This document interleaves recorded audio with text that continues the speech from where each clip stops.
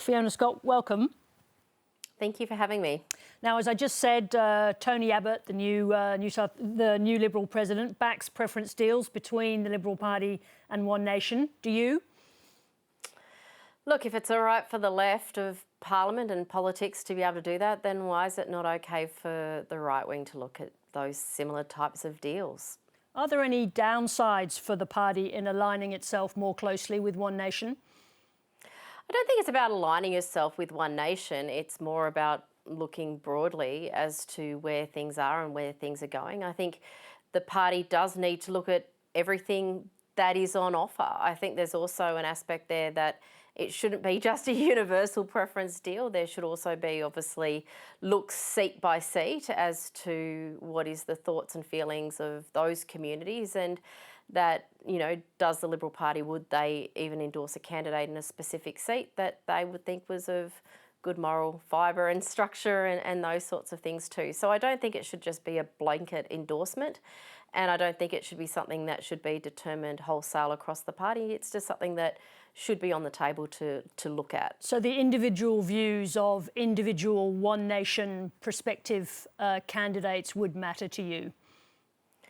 Look, I having been a member of Parliament and seen this, One Nation candidates haven't always been perfect. Sometimes the big parties, we struggle with that too.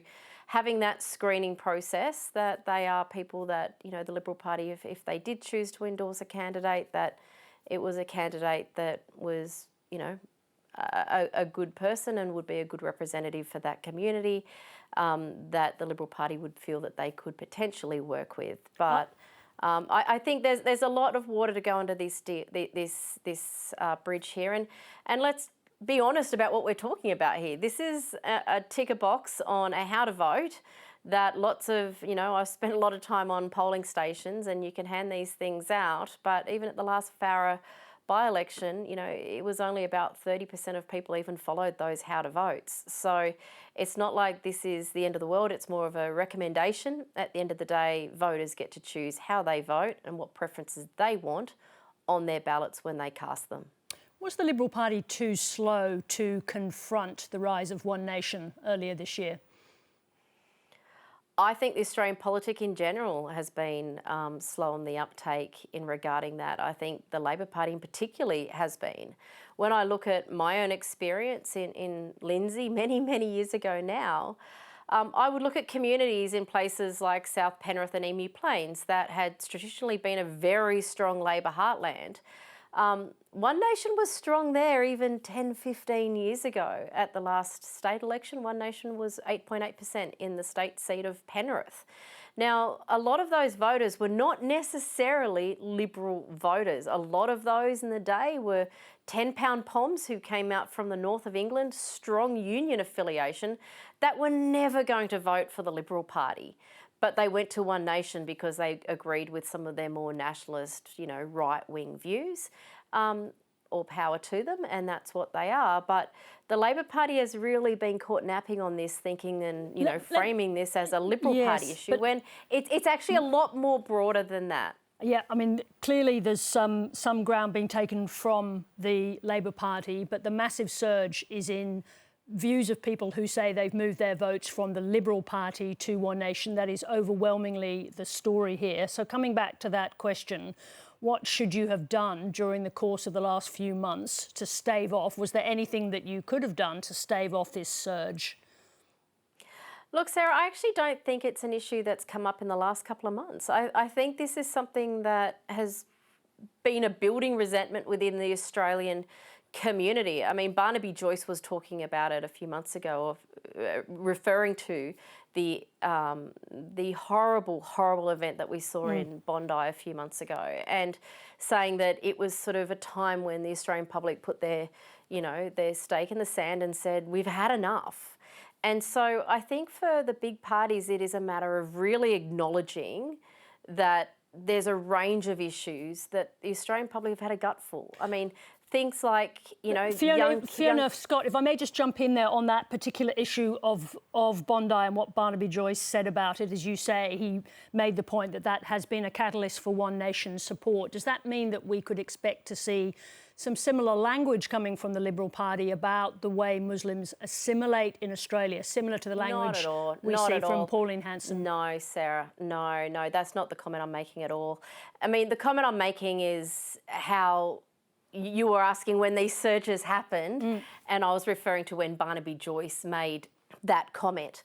So it's not about, I'm not making comment at all about how the Liberal Party would frame something. I'm making a comment repeating what Barnaby Joyce had said when he saw some of these key times in the trajectory of One Nation. How the Liberal Party respond to these things in line with the Liberal Party's views and values is a matter for the Liberal Party. They're certainly not going to follow One Nation in a certain way, but I think Barnaby is correct that, you know, certain events over the last, you know, few months, probably in the last couple of years, have been key points where the Australian public in droves have taken another look at One Nation, and Barnaby could be right that, you know, the event we saw in Bondi was one of those events. Let me just ask you a quick question about Tony Abbott. He's made this comment about preference deals. He says he's going on a listening tour. Does it undermine the authority of Angus Taylor to have a former PM essentially looking as if he's running the show from outside the party? Outside the parliamentary party? Not at all, not at all. I mean, the two roles are actually quite different. I mean, the party membership needs to be invigorated, and Tony is very focused on that. The party membership and how the party campaigns, our campaign machinery, how that works. Is that effective within all of the Liberal Party branches and conferences? And I'm sure your viewers not wanting to know that sort of intricate detail of how that works. But Tony does need to have a listening tour as to how our branches campaign, how our branches and networks, how our members feel heard, and that their voices are heard right through the whole party. That is a really important role, and it's really important. It's why I myself serve the party in those capacities now, in my executive positions, and because it is really important, the membership is important, that the membership does feel heard and listened to, and Tony is focused on that. Would you welcome Tony Abbott coming back into the parliamentary party? Well, that's a matter for Tony if that was something he chose to do, but I think right now the Liberal Party, like you've pointed today, has a lot of rebuilding and growth to do and a lot of soul searching to work that pathway forward, whatever that's going to be and how that's going to be there. But, you know, the one thing I would say I would like us not to lose, and it's important for us to not lose who we are. On that note, Fiona Scott, thank you very much indeed for joining us. Thank you for having me.